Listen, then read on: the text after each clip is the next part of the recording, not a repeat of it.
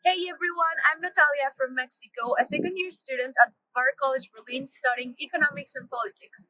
I am thrilled to show you some of the most historical sites of Berlin today, including the Berlin Cathedral, the Brandenburg Gate, and the German Parliament.